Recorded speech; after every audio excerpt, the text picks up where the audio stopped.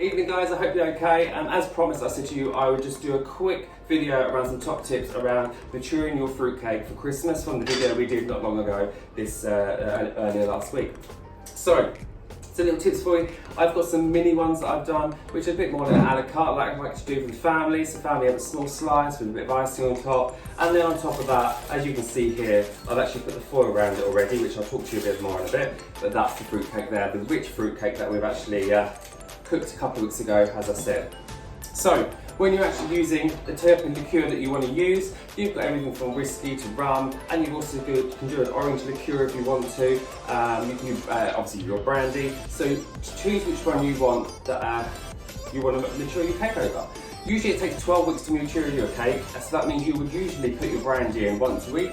Okay, but when it comes to, or any of the liqueurs your choice, however, when it comes to the liqueur, we've only got how many weeks left? 6 weeks, I think, or 5 weeks, 4 weeks, I don't know now, 6 weeks till Christmas. So as we've cooked our Christmas cake a little bit later than normal, I would then advise to actually feed your Christmas cake at least twice a week, okay? And the reason how you do that is make sure you have got your skewer, and you need to pierce holes in the actual fruit cake all the way around, and please be generous. And I have put already plenty through here myself, because I've already started to make sure that I fed my cake throughout the time that it was done. The only thing I would obviously say to you is if you are doing the small little round ones here, just like so, which you'll eventually turn over and then ice the tops of them, okay? If you're doing those, again, put in one hole in the middle, and then what I did tend to do is do 4 either side. Make sure it's nice and thin is the skewer, so again you can get that alcohol nicely inside, and make sure you hold the cake, because these ones are much more delicate as you go through. Just like so, if you're not careful, the fruit will come out. So, people tend to use different ways how they feed the cake. I'm not a big liqueur fan, but I tell you what, when you're doing fruitcake brandy, my favourite, fabulous, makes the cake taste beautiful. So, and my family never complained. So from here, I only use the bottle lid, okay? And I actually sit there simply, most people go, most cooks will go, no, don't do that.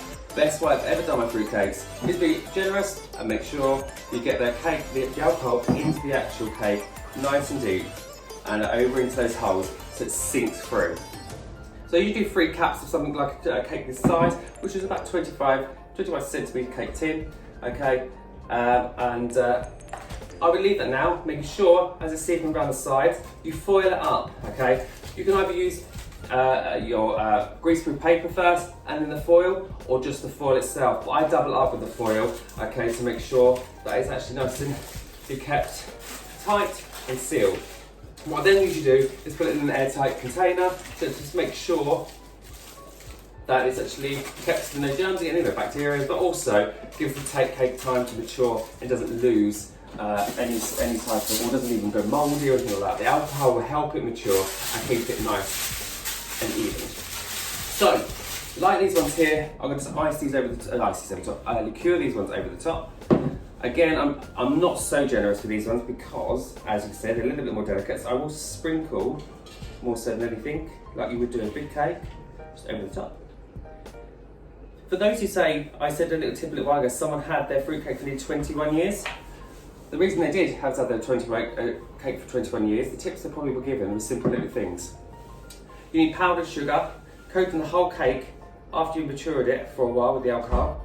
Powdered sugar, coat it, cover it in plastic film, and then make sure you put it in an airtight container, and you can keep that cake for years and years and years to come. So, if we had no apocalypse, one way to eat, isn't it? Get plenty of cake made. So simple little tips for you again.